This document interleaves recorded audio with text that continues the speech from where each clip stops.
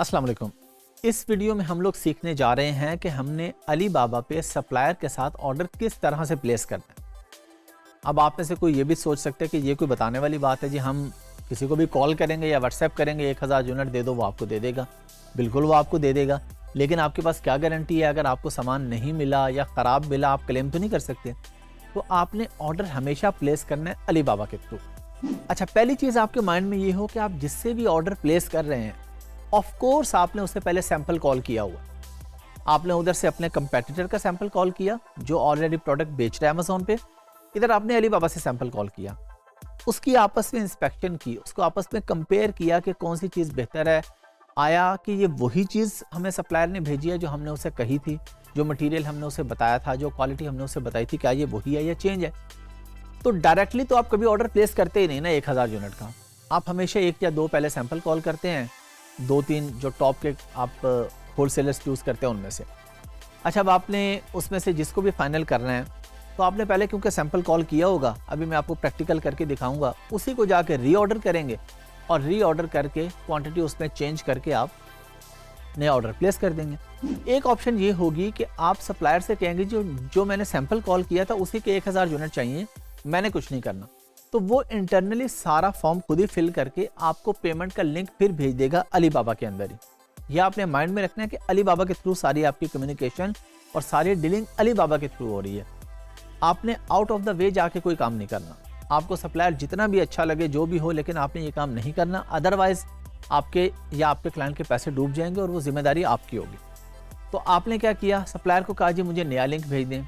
उसने अब आपको नया लिंक भेजा, उस पर आपने क्लिक किया, जाके पेमेंट की, ऑर्डर प्लेस हो गया।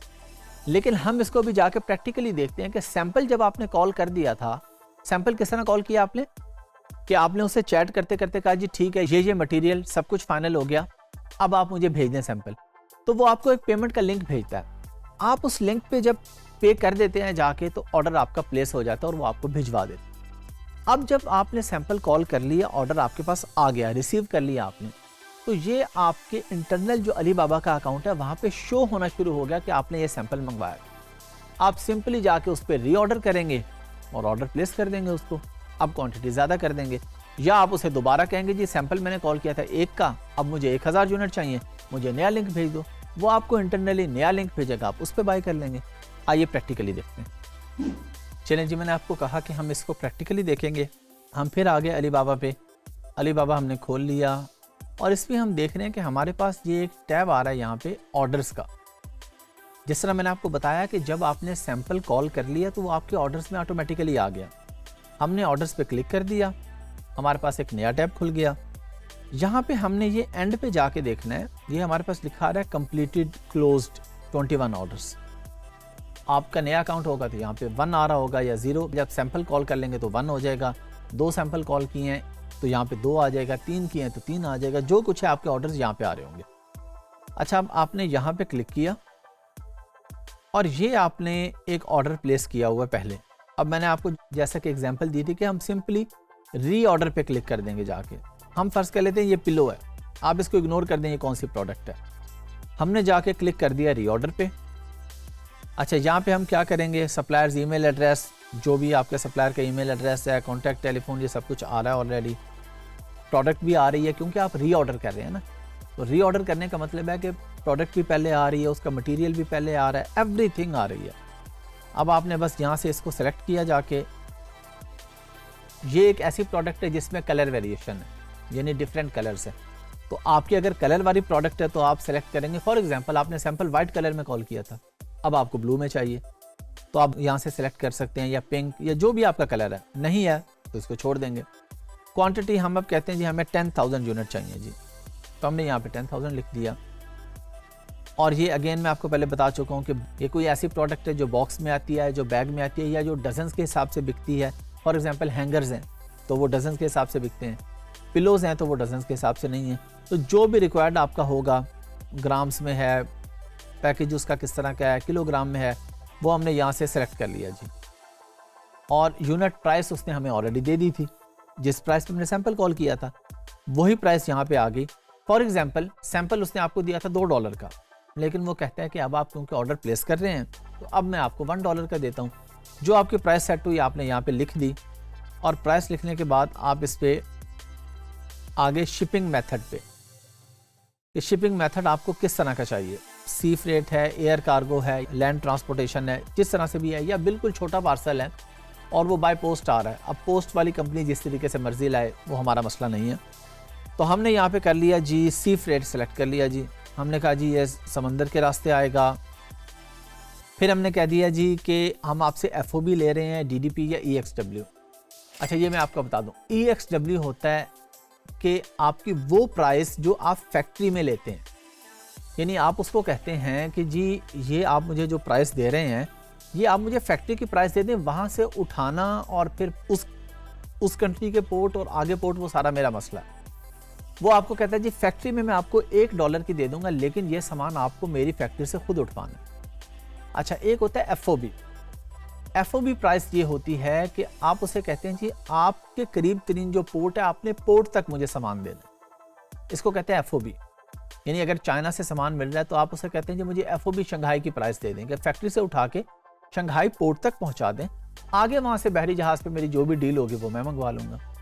और DDP होता है कि एवरीथिंग पेड। आप कहते हैं जी यूके में ये मेरा घर है या ये मेरा वेयर हाउस है, अमेजोन का वेयर हाउस है या थर्ड पार्टी वेयर हाउस है, आप चाहे अपने किसी दोस्त के वेयर हाउस पे मंगवा रहे हैं, बाद में अमेजोन को भेजेंगे या डायरेक्टली अमेजोन पे मंगवा रहे हैं, तो उसको हम कहते हैं DDP प्राइस।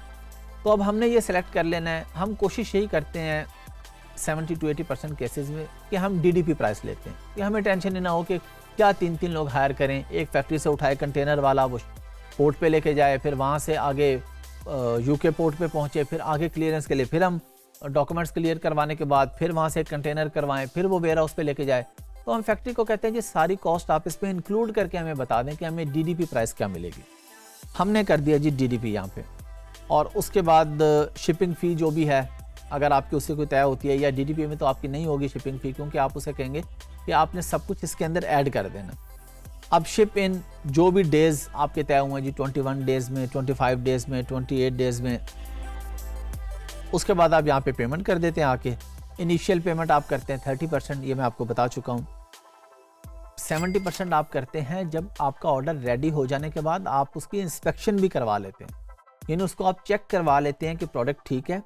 चेक करवाने के बाद बकाया 70% पे करते हैं। अगर आपने पहले 70 पे कर दिया, इंस्पेक्शन बाद में करवाई, तो फिर जो भी मसला हो प्रोडक्ट में वो फैक्ट्री जिम्मेदार नहीं होगी, वो आपको कोई क्लेम नहीं देंगे। तो जब आपकी इंस्पेक्शन होगी, आपने किसी भी थर्ड पार्टी को हायर किया, इंस्पेक्शन करवा ली, बाकी 70% पे कर दिया, तो आपका ऑर्डर शिप हो जाएगा। अभी क्योंकि हम ऑर्डर प्लेस कर रहे हैं, यानी अगरचे री ऑर्डर है लेकिन अभी ऑर्डर प्लेस हो रहा है ना, अभी ऑर्डर शिप नहीं हो रहा, तो हम 30% यहाँ पे करेंगे। और जब आपका ऑर्डर रेडी हो जाएगा वो आपको दोबारा लिंक भेजेगा, इंस्पेक्शन आपकी हो गई, उसने आपको लिंक भेजा, आप बकाया 70% पे करेंगे, ऑर्डर आपका वहाँ से शिप हो जाएगा।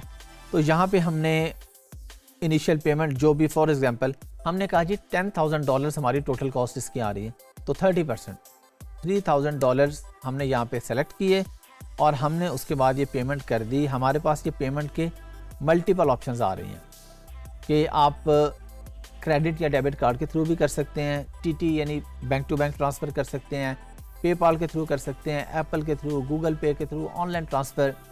लेकिन आपने जो भी करना है वो अली बाबा ट्रेड एश्योरेंस के थ्रू करना है। अगर आपको सप्लायर डायरेक्ट अपना प्राइवेट अकाउंट नंबर दे देता है कि बस इसमें आप पैसे ट्रांसफ़र कर दें, आपका ऑर्डर प्लेस हो गया, तो अली बाबा या ट्रेड एश्योरेंस उसकी जिम्मेदारी नहीं लेंगे अगर आपको ऑर्डर नहीं मिलता। और ये बात आपने याद रख लेनी है, आपने जो मर्जी हो जाए किसी भी केस में 1% भी किसी सप्लायर पे ट्रस्ट नहीं करना। ये आपकी जॉब का हिस्सा है। एज अ वर्चुअल असिस्टेंट ये आपकी जिम्मेदारी है कि ज़ीरो ट्रस्ट। अगर आप किसी पे ट्रस्ट करने लग जाते हैं तो आप अच्छे वर्चुअल असिस्टेंट नहीं हैं। कोई भी आपके साथ फ्रॉड करके चला जाएगा, आपकी प्रोफाइल ख़राब हो जाएगी, आप ब्लैक लिस्ट हो जाएंगे, अपवर्क पे, फाइवर पे आप ज़िंदगी भर फ्रीलांसिंग नहीं कर सकेंगे। तो आपको जितनी मर्जी कोई मीठी और प्यारी बातें करे, आपने उसकी बातों में नहीं आना। आपने अली बाबा के थ्रू ही पेमेंट करनी है, अली बाबा के लिंक के थ्रू पेमेंट करनी है, ताकि अली बाबा या ट्रेड एश्योरेंस उसकी जिम्मेदार हो। कोई प्रॉब्लम आए, आप रिफंड क्लेम करें, आपको सप्लायर क्यों कहेगा? वो कहेगा जी अली बाबा के थ्रू आप करेंगे, 1% या 2% अली बाबा लेगा, आप डायरेक्टली मुझे पे कर दें, आपके पैसे बच जाएंगे। आपने अपने पैसे नहीं बचाने, क्योंकि पैसे आपके लग ही नहीं रहे। आप एज अ वर्चुअल असिस्टेंट काम कर रहे हैं, आपका काम है ईमानदारी से काम करना और अपने क्लाइंट के पैसे बचाना। तो क्लाइंट के 2% बचाने के चक्कर में उसके 100% डूब सकते हैं। तो आपने क्लाइंट को भी पहले से बता देना कि हम ये 1 या 2 या 3% कभी नहीं बचाएंगे, हम अली बाबा के थ्रू ही पेमेंट करेंगे, ताकि अगर कोई मसला आए तो हम अपनी पेमेंट क्लेम कर सकें, हम रिफंड क्लेम कर सकें।